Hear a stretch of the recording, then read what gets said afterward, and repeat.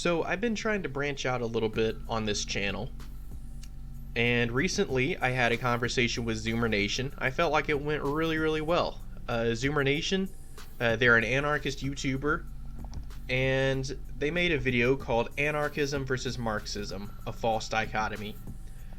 So in this video, Zoomer Nation gives an argument that anarchists widely accept the dictatorship of the proletariat, and that Marx was not a believer in the workers using centralized state power. No, that's a bold choice, Cotton. But anyway, the conclusion from this was that Marx, and thus Marxism, is closer in theory to anarchism than it is to Marxism-Leninism. And the division between anarchists and Marxists has been deliberately instigated by the Marxist-Leninists, who want to sow the seeds of disunity and chaos for nefarious reasons. So obviously this is a challenging video to talk about, but they begin with a look into the dictatorship of the proletariat. They specifically cite the work of Enrico Malatesta, an Italian anarcho-syndicalist, as being an anarchist who apparently agrees in the necessity of the dictatorship of the proletariat. Now, I haven't read Enrico Malatesta, but I can assure you that even if a large portion of anarchist thinkers of the past agreed with the dictatorship of the proletariat, even granting that, the most vocal elements of the anarchist community repeatedly reject the need for it. And just to give you a sense of what I'm talking about, there's a guy named Re-Education. He made a video called "The State Will Never Wither Away." I mean, I hate to pick on the guy, but he is a pretty much run-of-the-mill anarchist here on YouTube, and I feel like this opinion is pretty much, a dime a dozen when it comes to the standard anarchist fare you encounter here on the internet.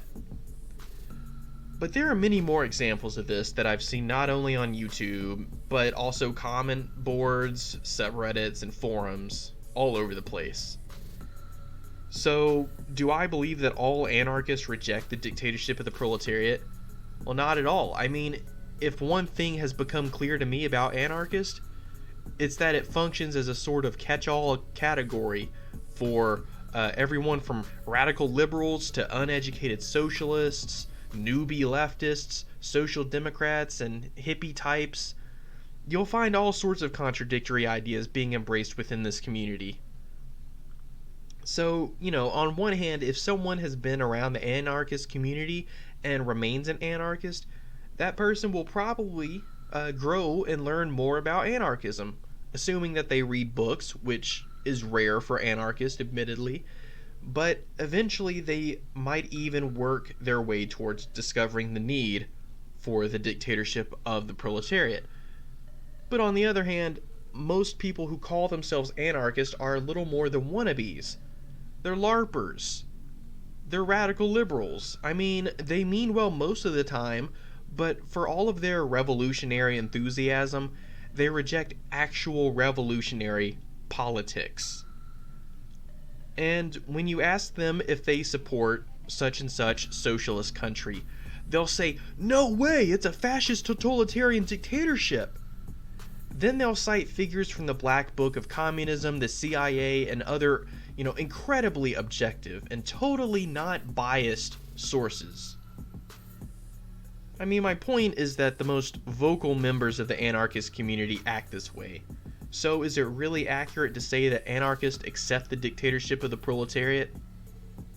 I mean, how many anarchists out there accept the idea of a vanguard party, which is a key constituent to the dictatorship of the proletariat? And for this I have to quote Marx.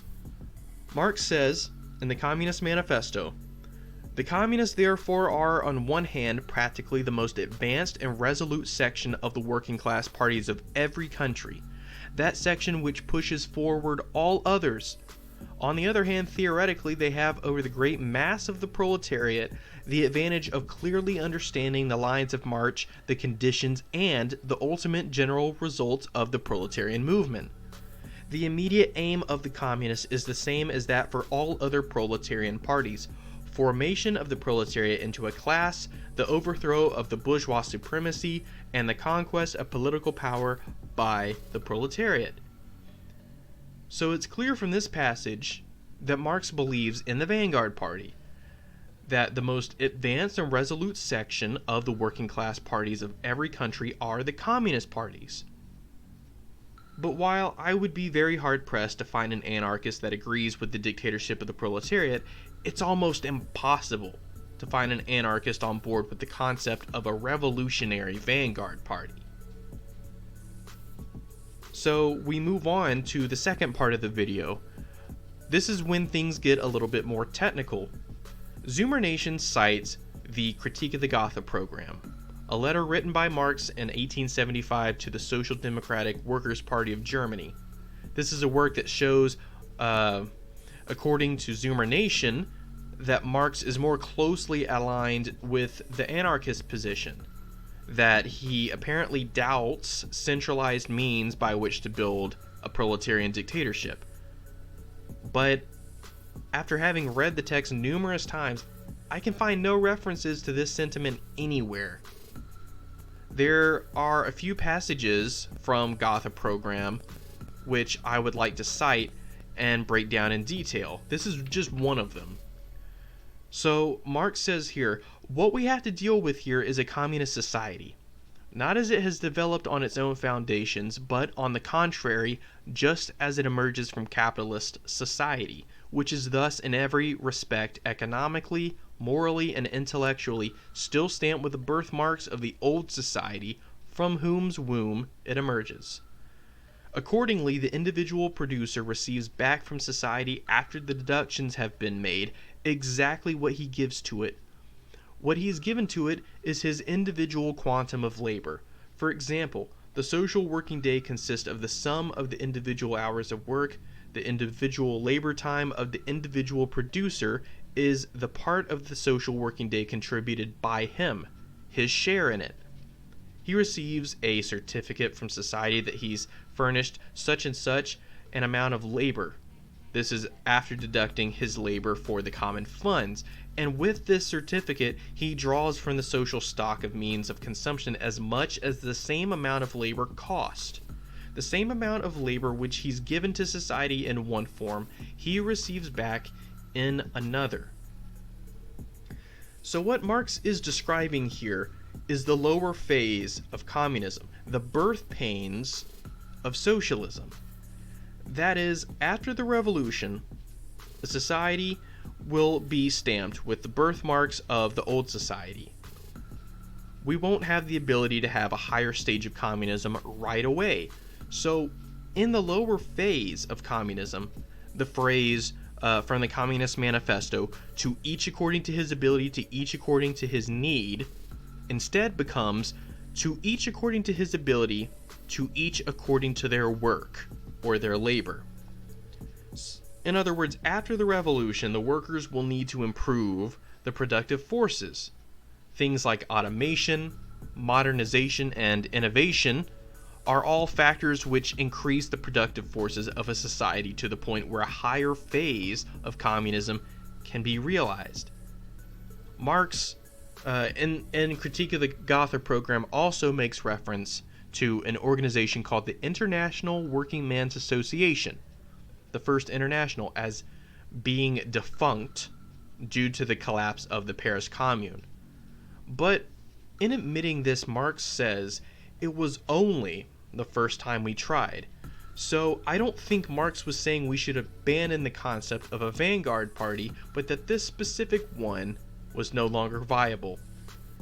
Elsewhere in the text, Marx also makes frequent mentions of the writings of a certain German socialist by the name of Ferdinand Lassalle, who rejected the Marxist understanding of a state as the product of class antagonisms. Lassalle and his followers believed that the state existed separate from the class struggle and could actually resolve the class antagonisms. So when Marx expresses doubt about the abilities of the Social Democratic Workers' Party of Germany, he was specifically citing their use of Lassallean ideas. So, to say that this text shows Marx as an advocate for decentralization to build socialism, it's misleading. But I can forgive this as a simple misunderstanding. These texts are old and can be very contextual, so in that regard, I don't really envy anyone who is just recently getting into this stuff without a guide of some sort. And I feel like having a wider range of Marxist theory would help immensely in understanding this book or this work, because Critique of the Gotha program is a very technical work. It isn't easy for newcomers to digest, and I can certainly see an anarchist taking Marx's critique of Lassalle and misinterpreting that as being critical of state power as a whole. So next we have part 3. In part 3, Zoomer Nation claims that anarchists accept the Marxist definition of a state. But what is the Marxist definition of a state? Well, to keep it short, Marxists believe the state is the apparatus by which one class suppresses another. The class nature of the state is intrinsic to it, and it's formed by the dialectical struggle between the classes.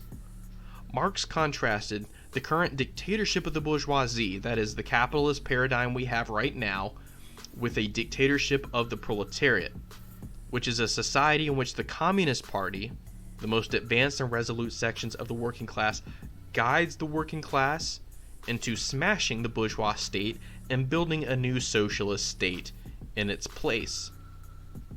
But while it's technically true that this new society is a state, it isn't a state as traditionally understood.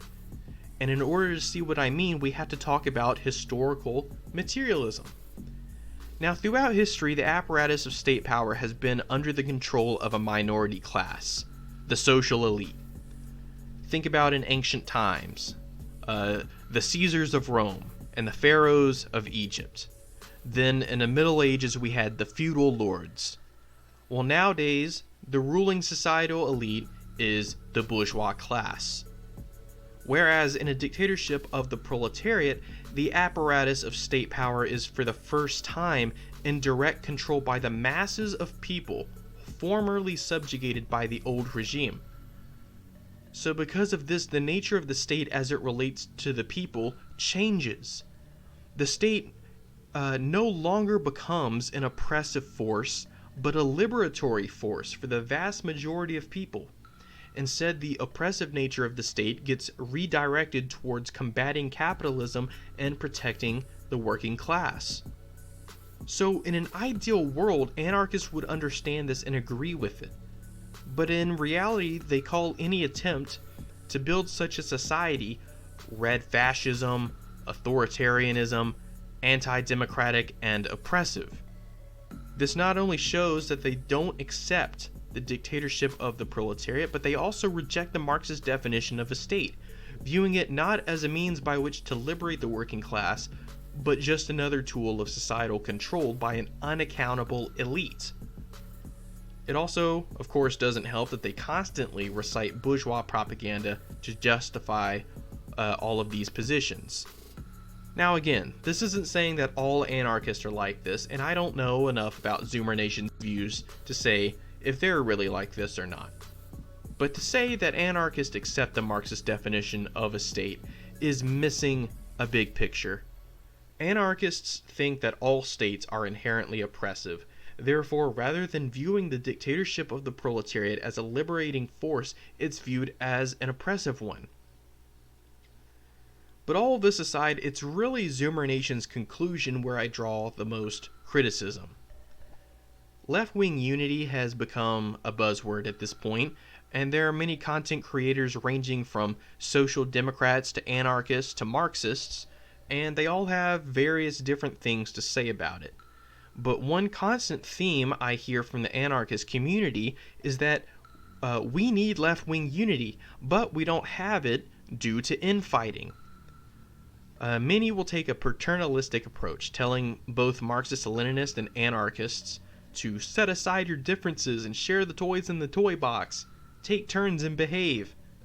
This sentiment, it's well-meaning, but it's usually ignorant of the theoretical disagreements between anarchists and Marxist-Leninists.